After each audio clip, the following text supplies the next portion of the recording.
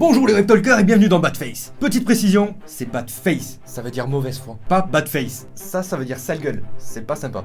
Et aujourd'hui on va s'attarder sur le travail qu'effectuent les équipes de cinéma pour faire en sorte qu'en seulement quelques scènes vous accrochiez à la personnalité d'un personnage. En fait, ce travail est tellement précis qu'il suffit de sortir les scènes de leur contexte pour modifier complètement le personnage. Non, on va pas faire ça, faudrait vraiment être des enfoirés. Ben en fait si, c'est exactement ce qu'on va faire. Et aujourd'hui, on va parler de l'une des meilleures sagas cinématographiques qui ait jamais existé. J'ai nommé 50 nuances degrés. Bon, déconne. On va parler de la saga Harry Potter. Et du coup, aujourd'hui, on va mettre en évidence en toute mauvaise foi 5 traits de personnalité cachés de Hermione Granger. Oui, Hermione est passable. Et je parle au niveau scolaire, bande de pervers. Juste avant sa 6ème année, Harry décrit Hermione au professeur Slughorn en ces mots. Ma meilleure amie a des parents moldus, c'est la meilleure élève. Très gentil de sa part de me prendre pour exemple. Tiens, tu tombes bien toi. Alors oui, c'est peut-être gentil de sa part, mais il s'avance un peu vite. Pardon ? Oh oui. Regardons en détail les meilleurs élèves de chaque matière. Métamorphose, c'est Hermione. Potion, c'est pas précisé. Sauf dans le 6 où on nous dit que Harry devient meilleur qu'Hermione. Défense contre les forces du mal, c'est Harry. Soin aux créatures magiques, on voit que Harry pratiquait. Vol, c'est Harry. Divination, c'est pas précisé, mais on sait que Hermione abandonne la matière. Sortilège, c'est Hermione. Wingardium Leviosa. Donc Hermione est la meilleure dans 2 cours sur 7.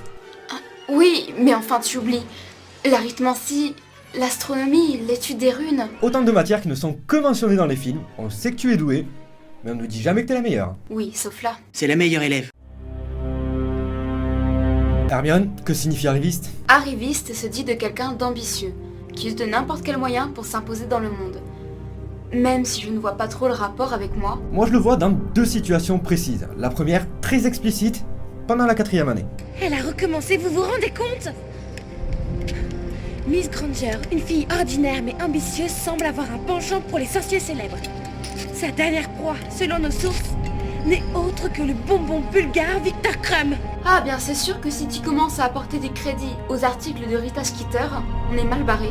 Non mais Victor Crumb quoi. Tout ce qu'on nous dit de lui, c'est qu'il est bête, pas bavard, et vice-champion du monde de Quidditch. Wow, il a que la célébrité pour lui le pauvre. Non, il est gentil aussi. Ok d'accord, tu veux un 2e exemple. Tu dois certainement te souvenir de ta première rencontre avec Harry et Ron. Évidemment. Oculus Reparo.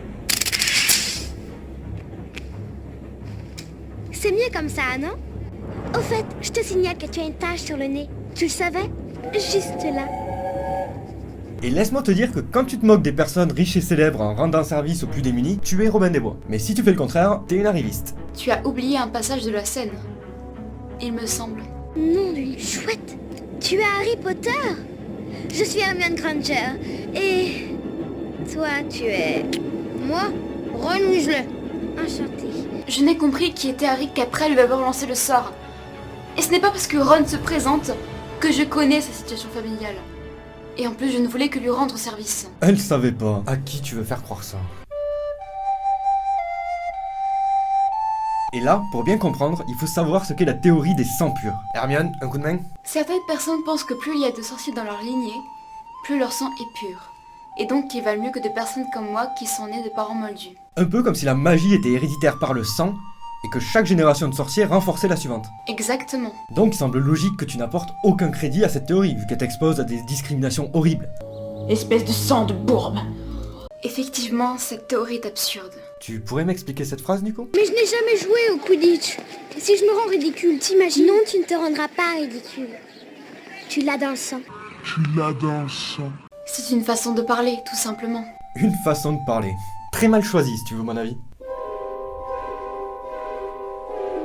Je vois déjà où tu veux en venir. Parfait, on attaque direct dans le vif du sujet alors.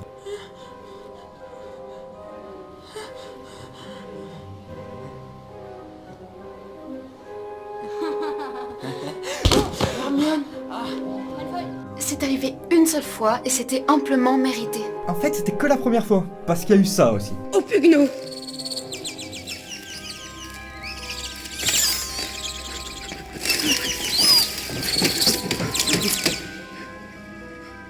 Je pense que tout le monde aurait réagi pareil. Tout le monde. Ok, comparons à quelqu'un que tu connais bien.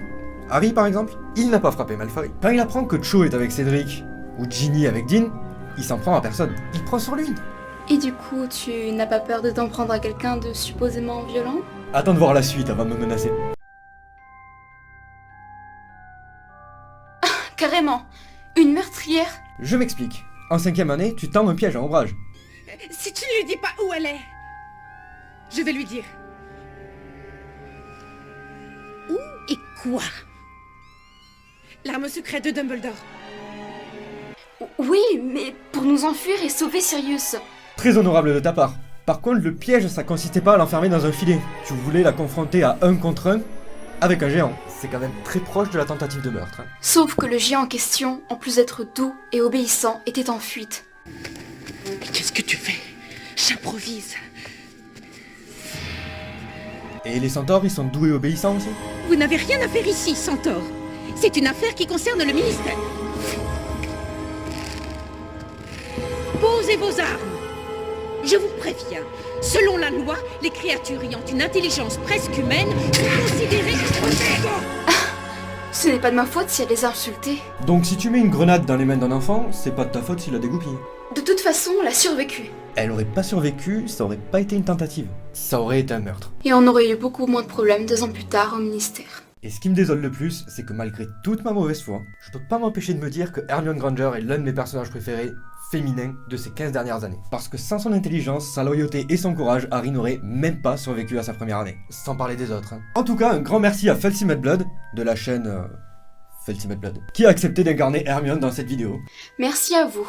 Maintenant, si ça vous dérange pas, je vais me coucher avant que l'un de vous trouve encore une brillante idée pour m'humilier. Ou pire, me faire expulser. Je vous laisse sa chaîne dans la description. Son tuto make-up du cosplay d'Hermione est bluffant, je vous le conseille. Oui, je conseille des tutos make-up, maintenant, rien ne va plus. Si vous avez apprécié, un petit like, un petit partage, ça fait autant plaisir qu'une bière au beurre. Et si vous avez des thèmes à aborder dans l'émission, vous avez les commentaires pour me les laisser. C'était Arnaud, en toute mauvaise foi. Ah, et surtout... Abonne-toi.